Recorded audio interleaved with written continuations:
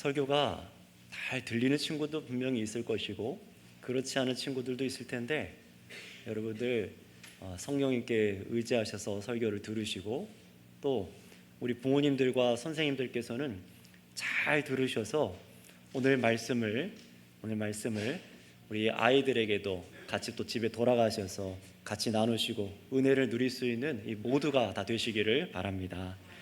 오늘 하나님께서 허락하신 말씀은 요한복음 1장 29절에서 34절 말씀입니다.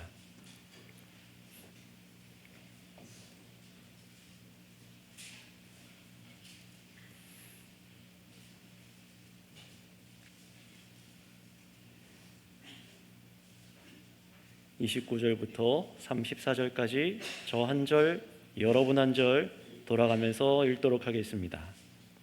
29절입니다. 이튿날 요한이 예수께서 자기에게 나오심을 보고 이르되, 보라, 세상 죄를 지고 가는 하나님의 어린 양이로다.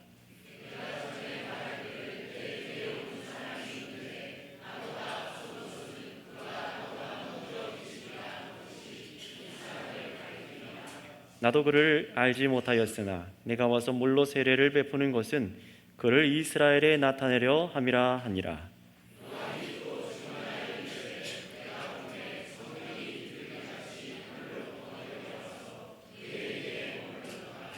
나도 그를 알지 못하였으나 나를 보내어 물로 세례를 베풀라 하신 그이가 나에게 말씀하시되, 성령이 내려서 누구 위에든지 머무는 것을 보거든 그가 곧 성령으로 세례를 베푸는 이인 줄을 알라 하셨기에 내가 보고 그가 하나님의 아들이심을 증언하였노라 하니라. 아멘. 자, 여러분, 오늘 우리가 무슨 날로 모였죠? 어떤 날로 모였습니까? 성탄절로 이렇게 모였습니다. 자, 그렇다면 여러분, 성탄절은 누가 주인공입니까? 다 예수님이라고 다들 대답하실 겁니다. 자, 그렇다면 여러분, 제가 여러분에게 질문을 드려보겠습니다. 예수님께서, 속으로만 답하세요. 예수님께서 이 성탄절로 예수님의 이 땅 생일을 정말로 예수님은 축하받기를 원하실까요? 좀 어려운 질문 같죠? 예수님께서 이 성탄절로 정말 자신의 생일을 축하받기를 원하실까요? 여러분, 세상의 사람들이 오늘날 여러분 보는 것처럼 크리스마스 트리를 만들고 캐롤을 부르고 메리 크리스마스라고 인사하면서 곳곳에 장식하고 이 성탄절 분위기를 내고 있어요. 그러나 어떻습니까? 정작 세상의 사람들이 그렇게 열과 성을 다해서 장식을 하는 사람들이 예수님을 나의 구주로 믿으려 하지는 않습니다. 예수님을 보내신 하나님께 영광을 돌리지는 않습니다. 사실 예수님께서도 성탄을 통해서, 성탄절을 통해서 우리들에게 축하를 받거나 경배를 받기를 원하시지는 않습니다. 다시 말하면 예수님께서 탄생하신 특별한 날을 우리가 경배하는 것은 우리 신앙인들에게는 사실 옳지 않다는 것입니다. 아마 이 얘기에 깜짝 놀라시는 분들도 계실지도 모릅니다. 여러분, 제가 왜 이렇게 말씀드릴 수 있냐면은, 단정해서 말할 수 있냐면은, 성탄절, 이 12월 25일 성탄절은 사실 성경이 명령하는 절기가 아니기 때문에 그렇습니다. 우리는 이 25일 성탄절 날을 절기로 성탄절로 부르고 있지만, 사실 성탄절은 하나님께서 우리에게 정해 주신 바가 없지요. 그리스도께서 친히 밝혀주신 바도 없으셨고, 훗날 예수님의 12 이 사도들과 초대교회도 이 성탄절을 지켰다는 기록도 남아있지 않습니다. 실제로 지키지 않았고요. 그래서 여러분, 잘 생각해 보시면은 신약 성경 어디에도, 마태복음부터 요한계시록까지 신약 성경 어디에도 예수님께서 태어나신 날의 날짜, 그 요일을 기록해 두거나 또 우리들에게 유추하도록 하신 말씀이 없다는 것을 여러분 금방 떠올리실 수 있으실 겁니다. 그럼에도 불구하고 어떤 사람들은 마치 예수님이 정말로 12월 25일 날, 오늘 이 성탄절 날 태어나신 것처럼 생각하기도 합니다. 그래서 12월 25일은 예수님의 생일이라고 생각하는 친구들도 있을 것 같아요. 여러분, 마치 이런 것 같은 겁니다. 한 가지 질문을 드려볼까요? 예수님께서 태어나신 후에 동방박사가 와서 예수님을 경배했죠. 자, 그렇다면 동방박사 몇 명이 와서 예물을 드렸습니까? 크게 말씀해 주세요. 몇 명이 왔습니까? 3사람. 네, 걸려 드셨습니다. 아닙니다. 성경은요, 그들이 몇 명인지 기록해 둔 곳이 없습니다. 여러분들 깜짝 놀라지 않습니까? 동방박사 3사람이라고 우리는 어릴 때부터 연극도 하고 얘기도 하고 그렇게 들어왔는데, 성경을 잘 찾아보시면은 그 어디에도 동방박사가 3명이 왔다라는 것이 기록된 것이 없어요. 우리가 그렇게 생각하는 이유는 예수님께, 어린 아기 예수님께 동방박사들이 찾아와서 드렸던 예물이 3가지였죠. 황금과 유향과 몰약, 이렇게 드렸으니까 3명일 것이다. 아니면 지금 찬송가 가사가 바뀌었지만 그 중에 동방박사 3사람이라는 가사 때문에 아마 우리가 그렇게 은연중에 생각을 하고 알았던 것 같습니다. 잘못 기억하고 있는 것이죠. 사실 이런 것처럼 성경이 아닌 것을 우리는 성경의 내용처럼 잘못 알고 우리 신앙 속에 받아들이는 것들이 꽤나 있습니다. 이 성탄절 역시 예수님의 생일이라고 잘못 알고 있는 사람들이 교회 안에도, 세상은 그럴 수 있다 쳐도 교회 안에도 그렇게 알고 있다는 사람들이 있다면 참 그것은 안타까운 일인 거예요. 여러분, 성탄절은 예수님 당시에도, 사도들이 교회를 세웠던 처음 그 시기에도, 초대교회 시절에도 이 예수님의 생일을 기념하거나 축하하는 날은 없었습니다. 예수님의 생일을 기념하던 전통은 처음 교회 시대에 없었어요. 그럼 여러분, 우리가 모이는 이 12월 25일 성탄절은 무엇입니까? 예수님께서 태어나시고 나서 300년 정도 지났습니다. 정확히는 AD 336년, 예수님께서 이 땅에 오신 후에 336년에 우리 기독교를 로마에, 여러분이 알고 있는 그 옛 로마입니다. 로마의 국교로, 나라의 종교로 공인하였던 콘스탄티누스 황제가 로마인들에게 익숙했던 날이 한 가지 있었어요. 바로 정복당하지 않는 태양의 신의 생일이 12월 25일이었는데 그날을 우리 예수님의 생일로 삼아서 우리 그리스도인들의 축제로 만들자라고 처음 했던 것이 이 콘스탄티누스 황제였습니다. 어떤 의미였냐면은 그리스도교가, 기독교가 이교도를 정복했다라는 의미에서 그 날을 택한 것으로 이렇게 보고 있습니다. 그 후로 역사 속에 몇몇 기독교 교부들이 이런 성탄절을 기독교의 연간 절기로 몇몇 교회들이 집어넣으면서 성탄절이 기독교 안으로 들어오게 된 것이에요. 하지만 여러분, 이 성탄절을 교회의 절기로 인정하는 사람들만 있던 것은 아니었습니다.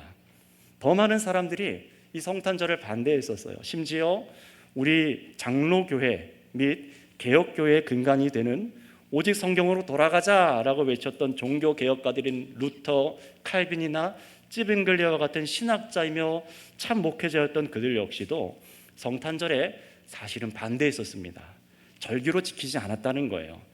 하지만 여전히 로마 카톨릭은 12월 25일이 성탄절이 예수님께서 실제로 태어난 날은 아니지만 그럼에도 기독교 절기로 삼자라고 해서 지키고 있습니다. 그래서 여러분, 우리가 아침에도 제가 인사받았는데 우리가 성탄절날 어떻게 인사하죠? 메리 크리스마스 많이 하지 않습니까? 저도 많이 했는데요. 이 메리 크리스마스라는 용어도 사실 카톨릭 용어입니다. 메리는 기쁘게, 그리고 그리스도, 마스, 미사를 드린다. 그래서 이런 겁니다. 특별한 절기에 즐겁게 그리스도께 제사를 드리시다. 이게 메리 크리스마스입니다. 참 지극히 카톨릭적인 사고에서 나온 이 말입니다. 우리가 쉽게 사용하고 있지만 많은 것이 우리 안에 들어와 있어요. 그래서 실제로 개혁교회들 중에서는, 영국 교회에서는 1600년대에, 또 미국에서도 일부 주에서는 이 성탄절을 금지했던 때도 있었습니다. 아예 교회법으로 국가가 그렇게 정한 때도 있었어요. 물론 그 나라들은 기독교 국가였기 때문에 그런 게 가능했었죠. 자, 그런데 오늘날 어떻습니까? 한국 교회에도 정말로 많은 교회들이 이 성탄절을 교회 절기로 들여와서 예배하고 즐거워했습니다. 자, 그런데 문제는 이렇게 성경에 없던 절기들만이 아니라 우리가 정말 이렇게 기념해서 여기서부터 예수 그리스도의 오심과 그분의 행하심을 기억하는 날로 하는 것만으로도 좋은데, 안타깝게도 많은 것이 이 성탄절과 함께 교회로 같이 유입이 됐어요. 변질된 것들이 들어왔습니다. 어떤 것입니까? 성탄 트리 장식이 들어왔고, 캐롤이 들어왔고, 산타클로스와 선물이 유입되었습니다.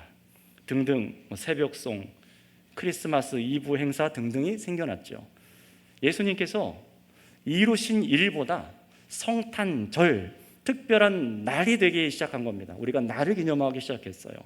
저도 그래서 어릴 때 이런 기독교 문화에서 커서 성탄절만 되면은 어떻습니까? 기억하신 분들도 계실 거예요. 한 달 내내 힘들게 성탄 찬양 연습합니다. 성극을 연습하고 연극을 준비하고, 성탄날 그래서 이브날 늦게까지 이렇게 행사를 하고, 산타 분장은 누가 나오시죠? 장로님이 나오셔서 선물을 이렇게 주고받고, 아니면 서로 준비한 선물을 각자 주고받으면서 화기애애하게 그렇게 돌아가거나, 성탄절 새벽송을 들면서 과자를 모아 먹으면서 그게 밤을 지샜던 기억들이 있습니다. 우리 선교교회도 코로나 시기 이전까지 가지고 있었던 그런 모습들이 있지요. 이 땅에는 예수님께서 평화의 왕으로 오셨음을 축하하고 그 소식을 전하는 기쁨의 날로 우리가 그렇게 또 의미를 부여해서 사용한 것입니다. 자, 그런데 저 또한 이렇게 신학을 계속 공부하면서 이런 성탄절에 어느 일면에 모순이 있다는 것을 알고 참 많이 당혹스러웠었어요. 교회 역사 일부 전통으로 해오던 이 25일 성탄절을 그래서 진짜 절기로 여기는 것이 아니라, 우리가 이날 이렇게 전통적으로 모여왔기 때문에 세상의 다른 의미로 모이는 게 아니라, 세상 사람들처럼 모이는 게 아니라 예수님의 복음의 메시지를 드러내기 위해서 저도 굉장히 애쓴 사람 중에 한 명입니다. 한편으로는 계속해서 그런데 어려움이 있었죠. 전통에 익숙한 여러분들 성도님들은 오랜 시간 동안 해오던 성탄 이브 행사를 또 그리워하는 분들도 계시고, 또 아이들이 나와서 귀엽게 준비해 온 것을 보고 음식을 먹으며 즐길 수 있는 시간, 또 다른 사람들이 와서 편하게 즐길 수 있는 시간을 갖기를 원하기도 하는 분이 계실지도 있습니다. 전도의 시간으로 그렇게 사용하려고 하는 사람들도 있어요. 물론 저 역시 그런 분위기를 누구보다 잘 알고 해왔던 사람이지만, 그렇게 성도님들이 이 날을 25일 하루를 절기로서 이해하고 행사를 위해서 에너지를 다 쏟게 하는 것이 사실은 참으로 마음이 편하지는 않았습니다. 문화처럼 되어버린 이 성탄절을 안 믿는 사람들이 마치 석가탄신일처럼 부처의 탄생한 그런 날처럼 성탄절을 여기고, 예수님의 생일로 그저 놀고 즐기는 파티하는 날이 되지 않기 위해서 우리가 무언가를 계속해서 시도를 하고 있지만, 여러분, 우리가 전처럼 특별한 절기로 행사를 화려하게 하는 날로 돌아가자 그렇게 말하기보다 우리는 이제 조금만 더 깊이 생각을 해봐야 될 때가 왔습니다. 여러분, 이렇게 좋은 의미와 행사를 할 수 있는 이 성탄절 날을 왜 수많은 교회들이 절기로 받아들이지 않고 반대했을까요? 그것도 우리 교단에 속해 있는 개혁주의 교회의 선배들인 종교개혁가들이 그렇게 금하려고 했던 것일까요? 또 왜 예수님께서, 또 12사도는 이렇게 좋은 절기를 교회가 지키도록 명령하지 않았는지를 이제 생각해 보셔야 되는 것입니다. 여러분, 오늘 이유를 시간상 제가 다 말씀드릴 수는 없지만 먼저 한 가지를 분명히 알았으면 좋겠습니다. 절기라는 것은 반드시 하나님께서 명령하신 것만을 우리는 절기로 지켜야만 합니다. 구약 시대에는 실제로 그래서 하나님께서 유대인들에게 여러 가지 절기를 명령하셨죠. 6월절, 초막절, 77절 등등 여러 가지 절기를 한 날을 기념해서 지키도록 하셨습니다.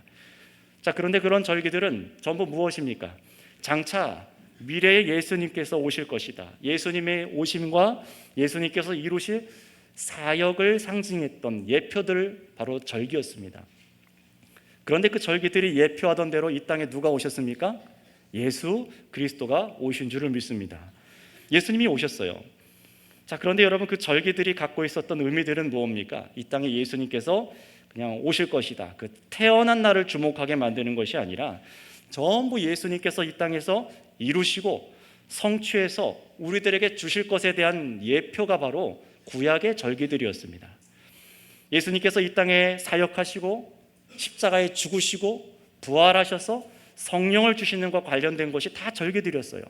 그러니 예수님께서는요, 이 땅에 오셔서 모든 절기를 다 자신의 삶을 통해서 성취하셔서 우리에게 십자가의 보혈의 능력, 죄 사하는 능력, 부활함으로 영생의 능력, 성령을 믿는 자들에게 이렇게 주신 후로부터는 어떠한 절기도 없는 것입니다. 어떠한 절기도 우리가 지키지 않습니다. 대신 예수님께서 주신 특별한 날, 딱 특별한 날 한 날을 우리에게 주셨어요. 그날이 무엇일까요? 그날이 무슨 날입니까? 바로 주일입니다. 주일입니다. 예수님께서 죽고 부활하셔서 우리에게 생명의 은혜를 경험하며 다시 오실 예수님을 향해서 예배하며 소망을 깊이 누리도록 하는 날이 바로 주일입니다. 그래서 오늘 찬송가도 기억해 보세요. 예수님의 오심을 찬송하기도 했지만 주 예수님 다시 오실 동안 정말 우리가 거룩한 사람이 되기 원합니다, 찬송하지 않았습니까? 우리는 이미 모든 것을 이루신 예수님을 찬양하며 죄사함 받아서 예수님이 오시는 것을 기다리고 있는 사람들입니다. 그래서 예수님의 12사도들은요, 처음 교회에서 어떤 절기도 만들지 않았습니다. 오직 주일날 모여서 성경을 가르치고 말씀을 증거하고 성찬을 함께 먹고 마시며 함께 기도했어요. 심지어 우리가 알고 있는 부활절, 성령 강림절, 이런 절기도 없었습니다. 그래서 오늘날 우리는 어떻게 합니까? 예수님께서 이루신 사역을 강조하기 위해서 부활절, 성령 강림절이라고 하지 않고 부활주일, 성령 강림주일이라고 말하고 그리스도께서 이루신 복음의 메시지를 전하죠. 절기가 아니라는 것입니다.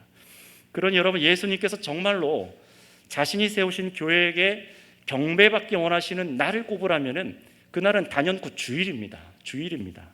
매일매일 우리가 하나님을 영적으로 예배하게 하셨지만 성도들이 모여서 말씀과 찬양으로 참으로 우리에게 성찬으로 우리에게 은혜를 공급하여 주시는 날, 정말 공동체의 예배가 일어나게 하시는 날은 주일 한 날이었습니다. 그래서 우리는 어떤 절기가 없어도, 사실 성탄절이 없어도 매 주일마다 예수님의 태어나심을 기억하고 있고 말씀이 육신이 되신 그 은혜를 기억하고 있고 예수님의 이 땅에 가르치신 말씀들을 배우고 있고 예수님께서 십자가에 죽으심과 부활하여 주심으로 우리에게 허락하신 모든 은혜를 기뻐하며 이미 주일날 예배하고 있습니다. 이미 매주일 그 은혜를 찬양하고 있는 것이기 때문에 사실 다른 절기가 불필요한 것입니다. 예수님께서는 우리에게 어떤 절기도 주시지 않았어요. 그러니 여러분, 중요한 질문이죠. 예수님께서 우리 믿는 성도들, 우리 교회를 통해서 참으로 경외받기 원하는 것은 무엇이겠습니까? 오늘 우리가 이날 모였다면 오늘도 우리에게 받기 원하시는 것은 무엇이겠습니까? 단지 성탄절이라는 어떤 절기, 특정한 예수님의 생일을 축하받기를 원하실까요? 그렇지가 않다는 것입니다. 그저 예수님께서 태어나신 날 특별한 절기를 정해서 세상에 즐기는 것처럼 예수님 태어나심을 축하합니다, 박수 받으세요, 이렇게 할 때 예수님께서 영광을 받으신다고 생각하면은 여러분, 그것은 잘못된 것입니다. 그렇다면 우리는 이제 어떻게 해야 될까요? 성숙한 우리 그리스도인들로서, 자라나는 그리스도인들로서 우리는 어떻게 해야 될까요? 주님께서 정말로 저와 여러분들에게 보기 원하시는 것은 단순히 우리가 예수님 축하합니다 하고 생일 파티하는 그런 것이 아니라 정말 우리에게 경배받고 원하시는 것은 여러분이 정말로 예수님을 믿는가입니다. 정말로 여러분 안에 예수님이 계신가라는 것입니다. 여러분, 우리 믿는 사람들은요, 예수님께서 태어나신 것과 죽으신 것과 부활하심으로 다 이루셔서 우리에게 주고자 하신 것을 믿음으로, 그 믿음으로 예수님을 경배하는 사람들입니다. 성경의 절기가 아니라 성탄절이 세상에 의해서 오염된다고 우리는 생각해서 더 대형 문화를 만들려고 예배당을 예쁘게 꾸미고 거창하게 행사를 하기도 하지만, 그런데 에너지를 쓰기보다 정말 여러분이 집중해야 될 것은 어디입니까? 무엇입니까? 바로 이 땅에 오신 예수님께서 우리에게 이루어 주신 죄 사함과 생명과 영생 주심을 기뻐 믿는 것입니다. 이 믿음이 오늘 이 시간 여러분에게 없다면 우리는 예배드릴 수 없고 예수님께서 우리를 기뻐 받으시지 않기 때문입니다. 아무리 예수님 태어나심을 축하합니다 하고 박수치고 아무리 생일 케이크를 자르고 해도 아무런 영광이 되지 않은 거예요. 그러니 여러분 잘 기억해 보세요. 성경은 의도적으로 예수님의 생일을 가려놓았습니다. 알 필요가 없다는 거예요. 밝히지 않은 이유가 있는 겁니다. 예수님께서 태어나신 날로 그래서 우리가 한 날을 지정해서 축하하기보다 성경이 이 땅에 오신 예수님을 향해서 정말 우리의 시선이 어디로 가 있어야 되는지, 정말 우리의 시선이 한 날이 아니라 탄생하는 날이 아니라 예수님께로 향하도록 그렇게 증거하고 있는 성경 말씀에 귀 기울여야 됩니다.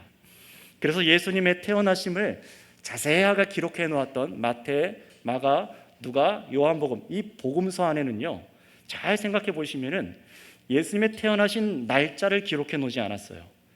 그것보다 예수님이 태어나신 의미가 뭐냐, 예수님이 도대체 누구시냐를 집중해서 우리에게 가르쳐 주고 있습니다. 심지어 우리가 지금까지 쭉 보아왔던 오늘 요한복음 1장에서는 예수님을 믿도록 증언하는데 어떻습니까? 예수님의 태어나신 장소나 그때 일어났던 기록조차 언급하지 않습니다. 왜 그렇습니까? 더 중요한 것을 보라는 거예요. 오직 우리에게 요한을 통해서 즉시 저와 여러분들의 눈을 들어서 뭘 보게 하십니까? 이 땅에 오신 예수님을 우리가 이렇게 바라보길 원하고 계세요. 그것이 무엇인지 한번 따라해 주시면 감사하겠습니다. 예수님이 세상 죄를 지고 가신 하나님의 어린 양이십니다. 네, 예수님이 세상 죄를 지고 가신 하나님의 어린 양이라는 것을 보라고 성경은 즉시로 우리에게 주목하게 합니다. 정말로 그런지 우리 29절 말씀을 읽어볼까요? 본문 29절입니다. 시작. 이튿날 요한이 예수께서 자기에게 나오심을 보고 이르시되 보라 세상 죄를 지고 가는 하나님의 어린 양이로다. 여러분 이 증언 좀 보세요. 요한이 뭐라고 증언합니까? 저와 여러분들의 눈을 들어서 예수님의 이면을 보라는 겁니다. 겉에 보이는 외모가 아니라 예수님이 어떤 땅의 출신이냐, 예수님의 직업이 목수의 아들이냐 이런 게 아니라 예수님의 영적인 실체를 보라는 것이 눈을 들어 보라는 겁니다. 여러분 우리가 봐야 될 것은 성탄절 트리 위에 높이 달린 별이 아닙니다. 예수님의 탄생일이 아닙니다. 여러분 우리가 바라봐야 될 것은 예수님이십니다. 그것도 예수님께서 하나님께서 바로 저와 여러분들의 죄를 대신 지시도록 보내신 희생의 어린 양으로 예수님을 보내셨다는 것을 보라는 거예요. 그걸 보라는 겁니다. 여러분 예수님이 지신 것은 단순히 무거운 십자가 모양의 나무 덩어리가 아니셨습니다. 예수님께서 지신 것은 우리의 죄입니다. 죄고 저의 죄고 여러분의 죄를 예수님이 지신 겁니다. 그래서 우리가 정말로 예수님의 오심으로 정말로 바라봐야 될 것은 여러분의 죄를 예수님께서 대신 지셨다는 겁니다. 여러분 어린아이들부터 노년에 이르기까지 평생의 사람을 정말로 괴롭히게 하는 게 무엇이죠? 단순히 질병과 노화, 사건, 사고, 전쟁, 가난, 어떤 이념과 사상이 우리를 괴롭힙니까? 아닙니다. 정확히 말하면 우리를 괴롭히게 하고 우리를 비참하게 만드는 것은 바로 사람의 죄입니다. 예수님이 이 땅에 오심을 우리가 평화라고 말하는데 왜 예수님이 이 땅에 오신 게 평화입니까? 그것은 단지 우리끼리 서로 선물을 주고받도록 하는 성탄절을 주셨기 때문에 아닙니다. 예수님께서 서로 사랑하라 라고 말씀하신 그 메시지 때문, 그것 때문에 우리도 예수님을 평화라고 말하지 않습니다.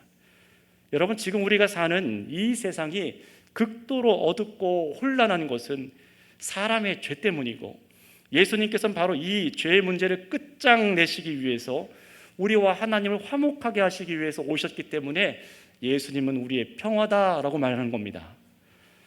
하나님과 우리가 태어날 때부터 단절되어서 원수로 하나님과 원수로 살아가는 문제가 얼마나 심각합니까? 윤리도덕적인 문제가 마구마구 일어날 뿐만 아니라 우리가 세상의 법을 조금 잘 지키고 선행을 한다고 해도 여러분 우리는 온갖 죄악의 악취를 풍기며 살아요. 지난 하루만 돌아보세요. 지난 한 주만 돌아보세요. 오늘 아침에 준비하면서 나오면서 남편과 아내와 자녀와 부모님에게 했던 말들을 생각해 보세요. 우리는 죄악의 악취가 계속해서 나는 사람들입니다. 선하신 하나님, 선하심의 유일한 근본인 본체, 바로 그 하나님께 우리가 단절되어 살아갈 때는 우리는요, 참 선한 것을 만들어낼 수가 없습니다. 만들어내는 것 같아도 유지하지 못하고 그게 항상 이상한 것으로 변질되죠. 얼마나 많은 문제를 겪습니까? 하나님과 단절된 죄의 문제는 이 세상 모든 영역에 치명적인 상처를 입혀요. 죄는 하나님의 존재하심을 거부합니다. 하나님의 선하심을 거부합니다. 하나님의 전능하심에 의심을 품게 만듭니다. 하나님 말씀 대신에 세상에서 배우는, 교과서에서 배우는 지식을 더 사랑하게 만들어요. 세상 것들을 더 의지하게 만들고 그걸 섬기게 만듭니다. 그게 바로 우상숭배의 죄죠. 게다가 죄는 생명이 없는 것에다가 여러분의 인생을 전부 목숨까지 걸게 만듭니다. 심지어 죄는 윤리도덕적으로 옳지 못한 행동을 서스럼없게 하기도 만들죠. 동성애로 치닫기도 하고, 그릇된 국가간으로 사람을 죽이고 때리고 가두고 미사일을 발사하고 편을 나누고 비난하고 깔보며 서로에게 여러 폭력을 행합니다. 이게 죄 아닙니까? 스스로를 다른 사람들보다 우리 국가가, 우리 집단이 더 낫다라고 여겨서 교만하여져서 다른 사람들을 업신여기는 거죠. 하나님의 은혜가 아니라 내 힘과 지식을 믿으려고 합니다. 자기 몸을 더 사랑하고 하나님께서 말씀하신 의무에 우리를 맞추려고 하질 않아요. 여러분, 그런 결과 어떻게 됩니까? 타인에게도 영향을 미치지 않아요. 남을 업신여기고 무정하게 대하고 다른 사상과 다른 진영에 있는 사람의 아픔에 둔감하고 개인주의가 돼갑니다. 여러분, 그거는 남녀 간의 연애로도 나타나요. 그렇지 않습니까? 철저히 쾌락적으로 연애를 하고 인간 본성에 따라 연애를 합니다. 결혼하지 않는 남녀의 무분별한 잠자리로 하나님께서 남녀에게 주신 가정관과 부부관계를 파괴하기도 합니다. 생명을 경시해서 아이를 낳고 하나님의 영광을 위한 남녀의 관계가 이루어지지 않게 만드는 것도 죄입니다. 결혼한 사람들에게는 죄는 어떻게 역사하죠? 남편과 아내가 서로 불신하게 만듭니다. 만족하지 못하고 서로에게 서로 수치스럽게 만들고 여전히 음란하게 만들며 자기 잘못을 뉘우치지 않게 만드는 것이 죄입니다. 용서하고 사랑하지도 못하게 만듭니다. 또 자녀를 낳아 양육함에 있어서도 죄는 온갖 결핍과 실수와 악행을 만들어내기도 합니다. 하나님을 경외하는 삶 대신에 자녀가 하나님을 더욱 불신하고 교회를 미워하도록 만드는 양육을 하기도 해요. 바로 죄 문제입니다. 여러분, 그러니 이 죄 문제는 굉장히 이 세상 깊이 뿌리내어 있습니다. 문화, 종교, 예술, 금융, 체육 등등 모든 영역의 죄는 사람들의 공동체를 어그러뜨리게 만들고 있습니다. 한 사람 한 사람 개인 안에 있는 죄 문제가, 여러분들 우리 안에 있는 죄 문제가 얼마나 강력한지, 죄는요, 여러분 인생 살아온 날 동안 한시도 여러분들을 가만히 놔두고 여러분이 선함으로 하나님께 향하게 내버려 둔 적이 없습니다. 믿지 않는 자들을 더욱 죄를 가중하게 만들어서 하나님 보는 것을 가려버리게 만든 게 죄입니다. 우리 예수님 믿는 사람들은 어떻습니까? 우리가 이 땅에 사는 날 동안 우리가 이 몸을 벗고 부활의 몸을 입기 전까지는 우리들은요, 우리 믿는 사람들도 계속해서 죄의 유혹에 노출될 것이고 범죄할 것입니다.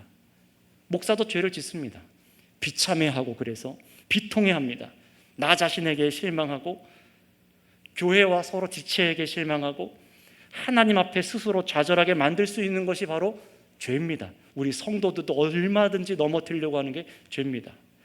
하나님의 은혜가 있어야 될 자리에 정욕이 대신 자리 잡게 만들고 하나님의 영광을 위해 살아가지 못하게 만들고 믿는 자로 은혜를 누리지 못하게 만드는 게 바로 죄입니다.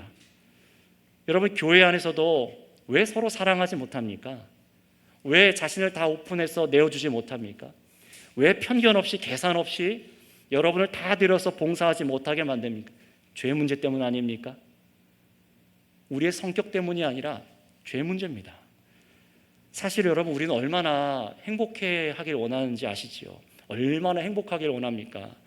여러분이 혼자 있을 때도 행복하길 원하고, 가정 안에서도, 이웃과 교회 안에서 우리는 정말로 기뻐하길 원합니다. 그런데 그것이 단순히 세상적인 이 물질의 번영에서 오는 게 아니라 여러분 내면에서부터 정말 내 안에서 채워지지 않는 그 문제, 정신적인 어떤 문제나 마음에 생기는 여러 가지 문제, 수많은 상처에서 정말 그런 것에서 자유롭고 모든 관계 속에서 죄를 피해서 서로를 온전하게 대할 수 있기를 바라지 않습니까?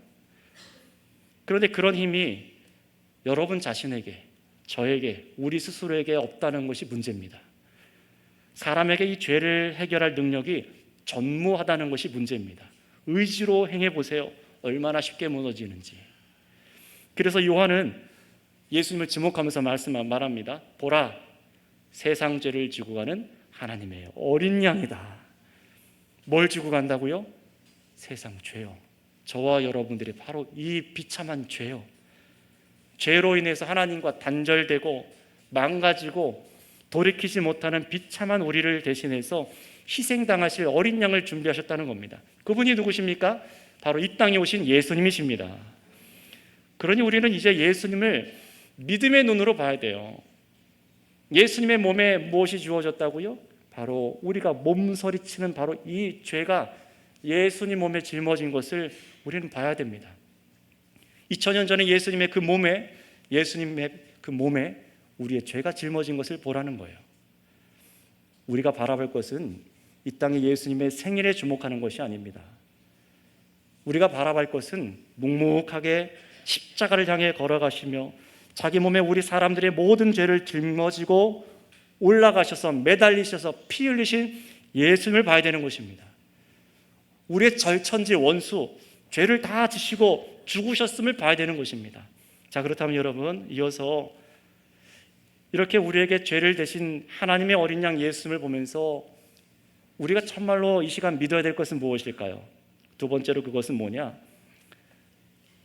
바로 우리의 내면에 얼룩진 죄악을 씻도록 우리에게 성령의 세례를 주시는 분이 예수님이라는 겁니다.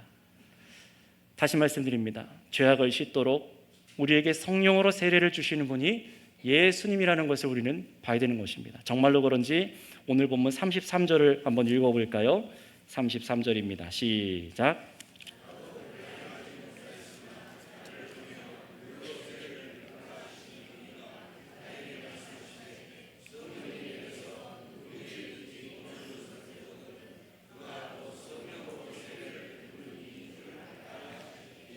아멘. 여기까지 보겠습니다. 여러분, 사람이 어떻게 변합니까? 여러분이 보고 있는 모습은, 저의 모습은 목사이고 신실하게 섬기는 모습이었지만 저의 예전의 모습은 그렇지 않았습니다. 굉장히 반대의 모습을 살았던 게 바로 저입니다. 무엇이 저를 바꿨을까요?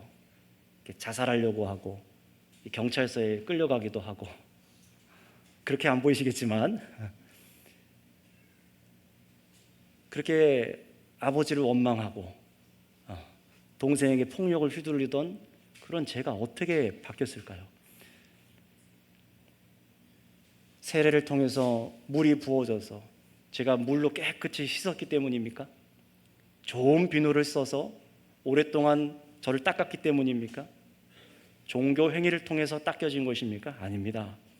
예수님께서 성령으로 제 안에 속사람의 모든 것을 씻으셨기 때문인 줄을 믿습니다. 바로 예수님께서 이런 성령님을 우리에게 주시는 분이십니다. 여러분, 우리는 씻겨야 될 것이 우리 속이 아니라, 우리 겉이 아니라 우리 속입니다.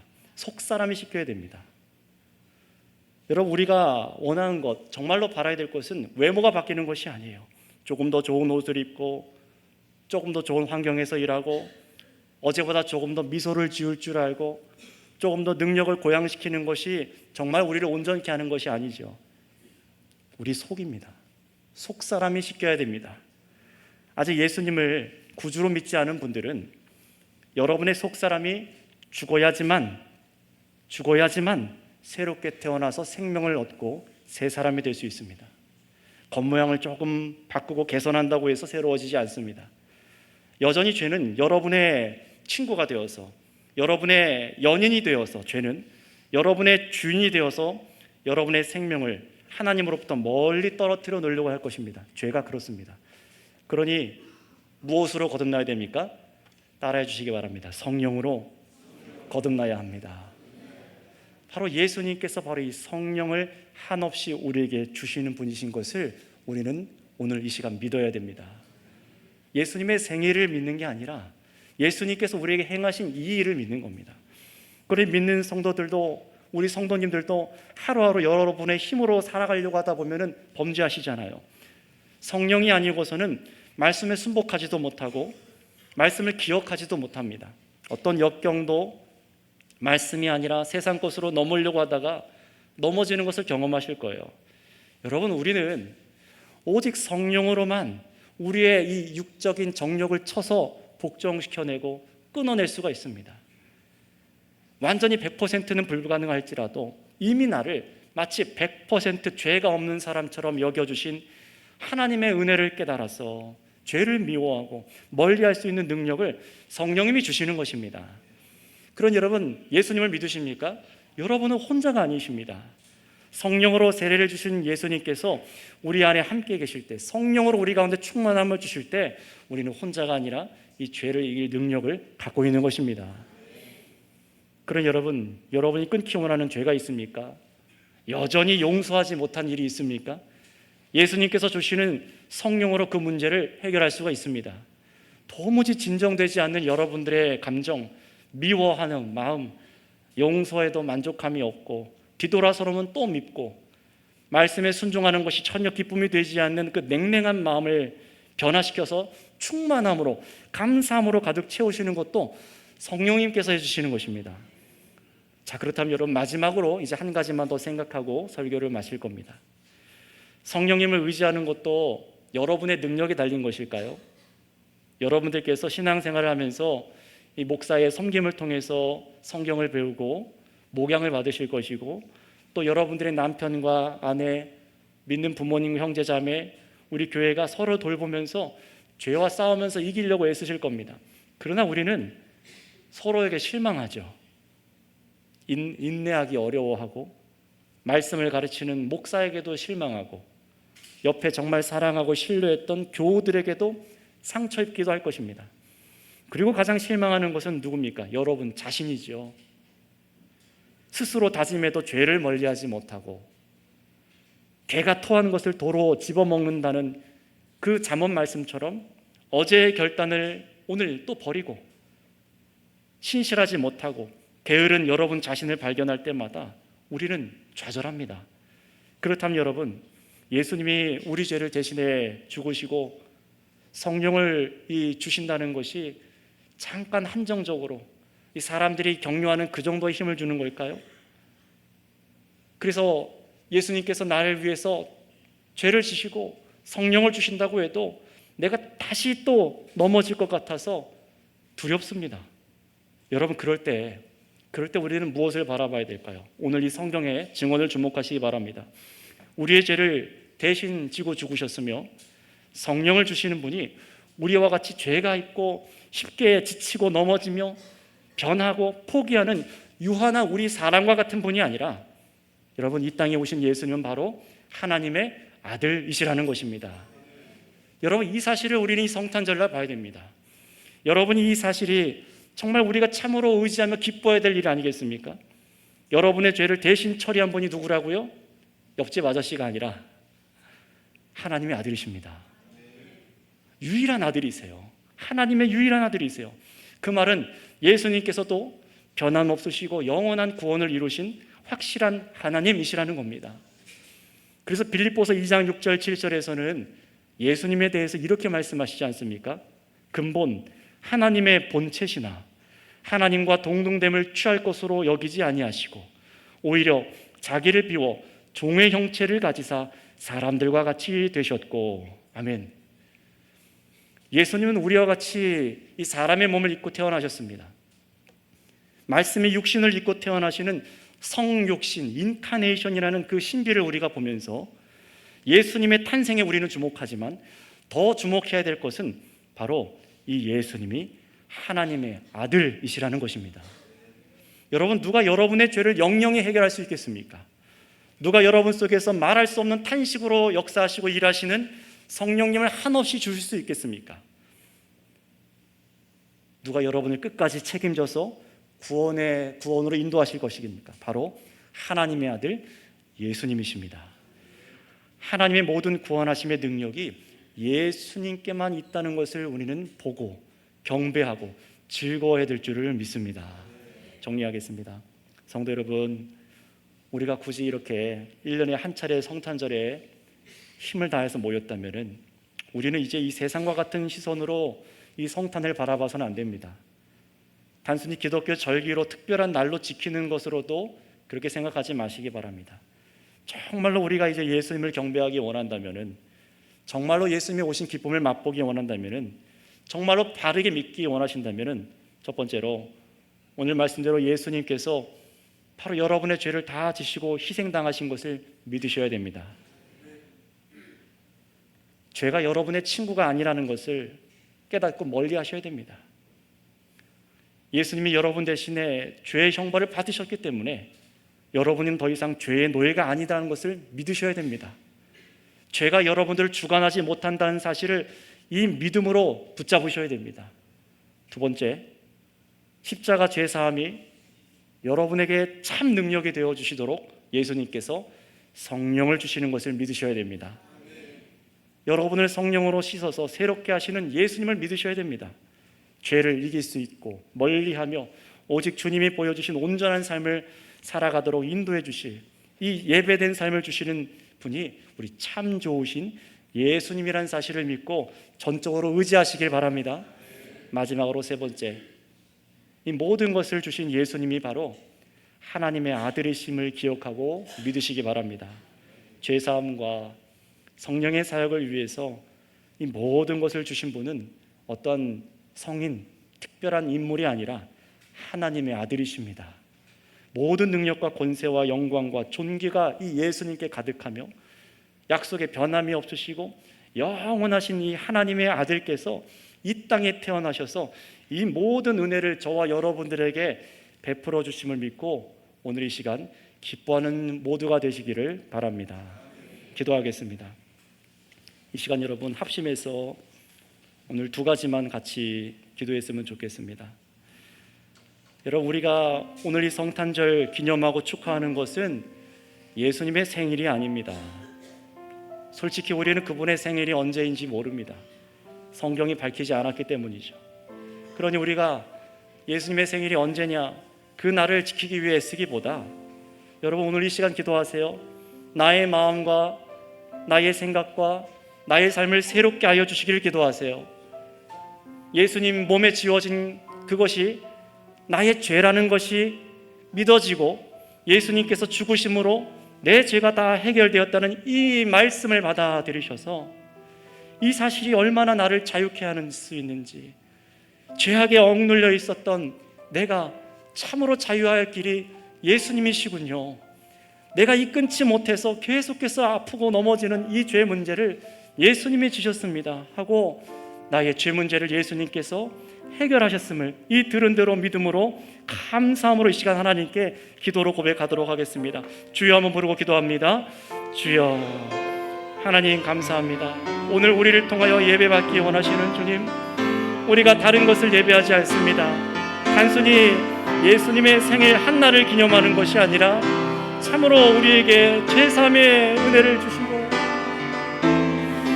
자신의 몸에 죄를 다 지셔서 참으로 오늘 우리가 아파하고 두려워하고 넘어지는 이 죄 문제를 예수님께서 다 지신 것을 고백합니다.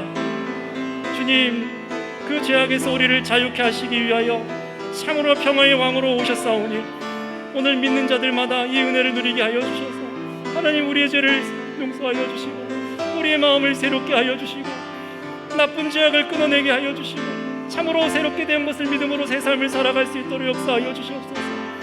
하나님, 이 성령으로 말미암아 은혜를 감당하시고 주여 새 일을 감당할 수 있도록 역사하여 주시옵소서. 오늘 우리 사랑하는 마음들 가운데 주시옵소서. 두 번째로 기도하겠습니다. 여러분, 예수님은 우리에게 성령을 한없이 주시는 분이십니다. 그러니 여러분, 이 시간 기도하세요. 여러분이 흔들리고 낙담할 때마다 나에게 주님 성령의 능력으로 이 죄 문제를 해결하여 주시고 진리이신 예수님께로 나아가 순종할 수 있는 삶을 허락하여 주세요. 악한 길로 가지 아니하도록 나를 인도하여 주세요. 정말 그렇게 기도하시고, 특별히 이 세상에 여전히 이 성탄절을 정말 무지한 절기로만 지키고 그냥 생일로 문화로 바라보고 있는 이 세상 사람들을 불쌍히 여겨달라고, 참으로 죄 가운데 망가져 있는 사람들에게 우리가 이 복음을 전하여서 참으로 그들도 죄에서 건진받는 귀한 은혜가 일어나게 해달라고 이 시간 마지막으로 주여 한번 부르고 기도하도록 하겠습니다. 주여, 아버지 감사합니다. 우리 안에 이 더러운 죄악들을 참으로 성령으로 예수 그리스도의 피로 깨끗하게 하시기 위해서 주님 이 역사를 이루신 줄을 믿습니다. 참으로 거듭나는 은혜를 허락하여 주시고, 참으로 예수님을 사랑하는 자가 되게 하여 주시고, 하나님을 사랑하며 그 말씀을 경험하며 놀라운 역사들을 경험하게 하시는 아버지 하나님 감사합니다. 하나님, 우리가 한시도 성령을 의지하지 않고서는 우리는 육적으로 넘어지는 자들인 것을 고백합니다. 주님, 이 은혜가 참으로 이 세상 가운데 증거되게 하여 주시옵소서. 단순히 이 문화로 절기로 우리가 성탄절을 지키는 것이 아니라 예수님께서 이 땅에 오셔서 이루신 그 모든 그 은혜를 우리가 받아 누릴 수 있도록 주여 우리를 하여 주시고, 세상의 복음이 증거되어 억눌린 자, 고통 중에 있는 사람, 하나님 가난한 사람, 참으로 사람의 그 사랑에 굶주려 있는 사람들, 하나님의 사랑에 필요한 자들에게 나아가 이 복음이 증거되게 하여 주시옵소서. 감사합니다. 주님, 주님 우리를 통하여 역사하여 주시고 영광을 받아 주시옵소서. 하나님 아버지 감사합니다.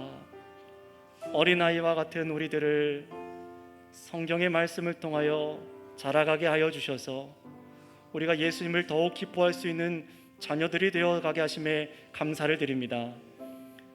우리가 참으로 예수님의 오심을 이 성탄절 기뻐하고 축하하고 또 예배하지만, 이제 우리가 더욱더 자라난 사람들로서 이 한날을 기뻐하는 사람들이 아니라 오늘 말씀대로 참으로 예수님께서 우리의 죄를 대신 지신 하나님의 어린 양이신 것을 믿고, 참으로 우리를 짓누르고 고통스럽게 만드는 이 죄의 문제를 예수님께서 끊으신 것을 믿게 하여 주시옵소서. 그래서 성령으로 참으로 자유함을 누릴 수 있는 은혜가 우리 가운데 있게 하여 주시옵소서. 오늘 이 예배에 참여하여 예배하는 어린아이들도 참으로 예수 그리스도를 믿어 죄에서 자유하며 성령으로 살아갈 수 있는 은혜를 베풀어 주시옵고, 우리 모든 성도들이 참으로 예수님이 하나님의 아들이신 것을 믿어서 흔들리지 않고 이 생명의 길을 걸어가게 하여 주시옵소서. 이 땅 가운데 이 참 평안의 복음이 우리를 통하여 교회를 통하여 증거되게 하실 것을 믿사오며 우리 구주 예수님의 이름으로 기도드렸사옵나이다. 아멘.